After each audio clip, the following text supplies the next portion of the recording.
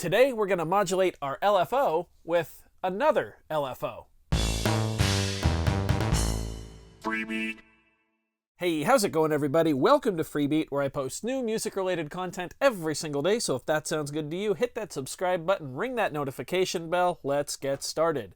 So here we have the Arturia Microfreak, one of my favorite synthesizers. And actually, really quick, before we dive into today's topic, I want to say something about the Microfreak. I've had a lot of people asking how to make this thing sound bigger, that it can kind of sound like a little toy. And I'm just going to tell you right now, the easiest way to do that is just with a little bit of reverb and a little bit of delay. I will be doing a whole video on that in the future, but there's your short answer. A little bit of reverb, a little bit of delay, pair it up with an NTS-1 or a guitar reverb pedal, it'll sound just fine. I think it sounds fine on its own, but people have been wondering, so there's my quick answer there.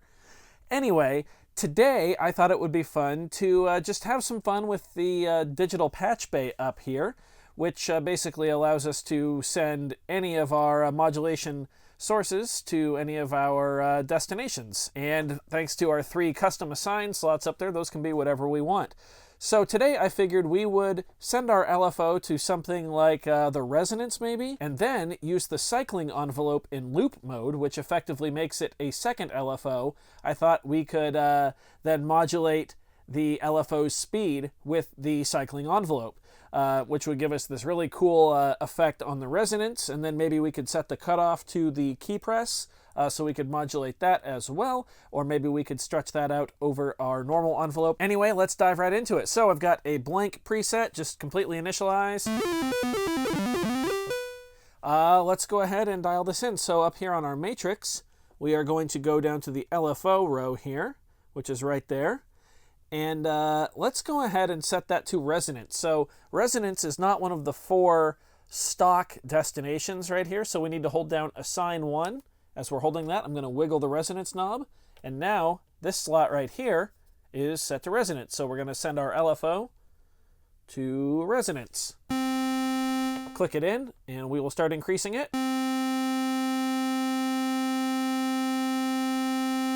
Not really going to hear anything yet. There we go, once we open the filter a little bit. Or, sorry, close the filter, I guess. You can really hear it once we start to tweak the starting position of the resonance.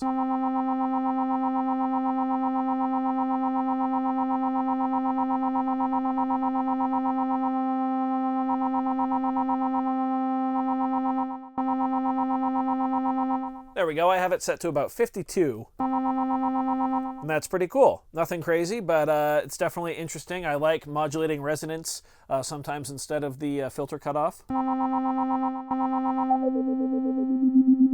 Yeah.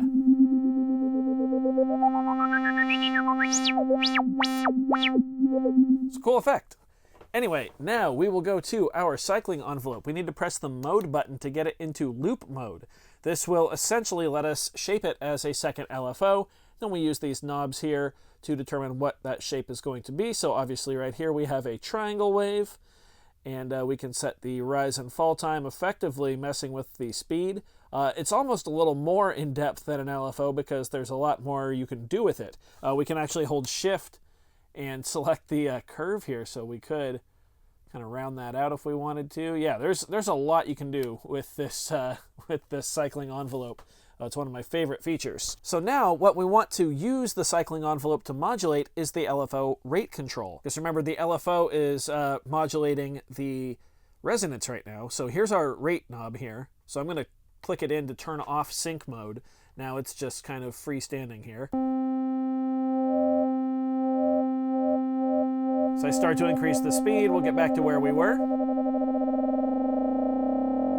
There we go. You can get pretty fast. Nice.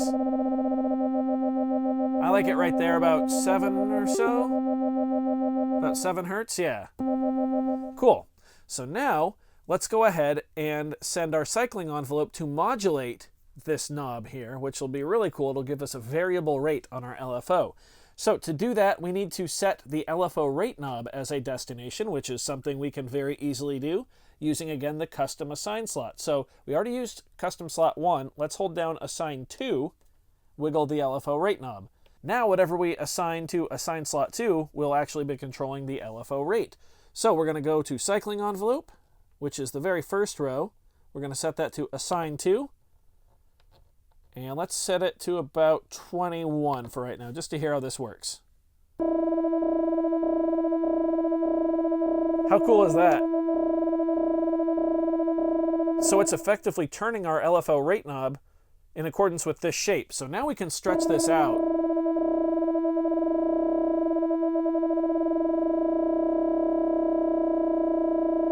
Yeah.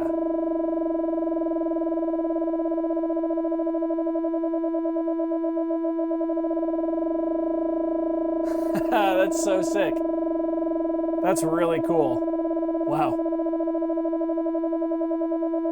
Okay, so now let's go ahead and send the keyboard press. If you're unfamiliar, the Microfreak keybed basically is touch sensitive, and the more of your finger on the key, you can actually use that as a modulation source. So we are going to go to press, and we are going to send that to cutoff, which is one of the default destinations there. So that's kind of cool. So let's go ahead and try turning it up.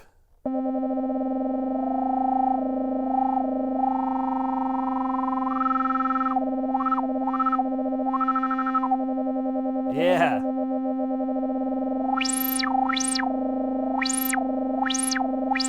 And the way I'm doing that, of course, is by applying more of my finger to the key.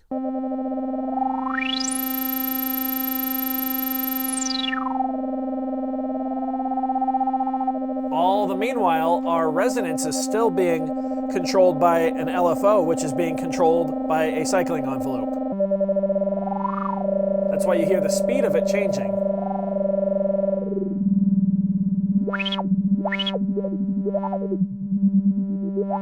That's so cool. Let's go ahead and try this with a negative setting on our matrix. So now we want to open the filter. Now the more of our finger that we apply will close the filter.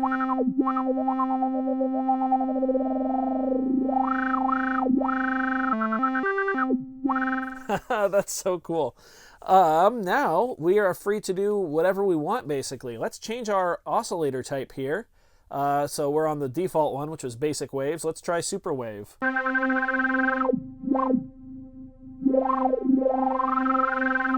Very cool. Wavetable.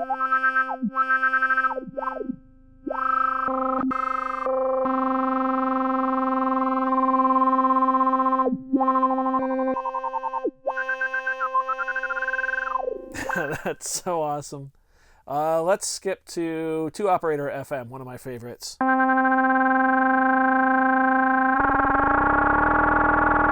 Mess with our ratio here.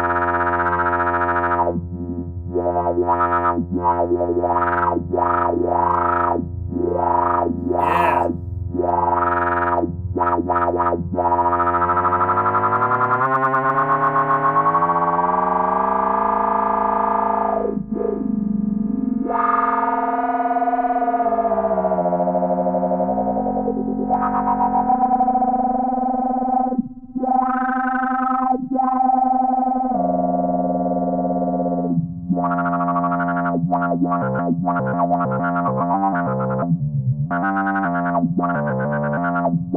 That's so cool. I absolutely love that. I think the digital patch bay is just phenomenal. The Microfreak, it's just fun to sit down and play with. I hope you guys enjoyed this one. If you do think it sounds a bit toyish, I wouldn't quite disagree with you on that, but like I said, it is very easy to amp up the sound on this thing with just a little reverb and delay. I do have a video coming out on that very soon. I hope you enjoyed this one. If so, be sure to hit that like button. If not, you can hit the dislike button. That's okay too. Doesn't hurt my feelings, just makes me try that much harder next time.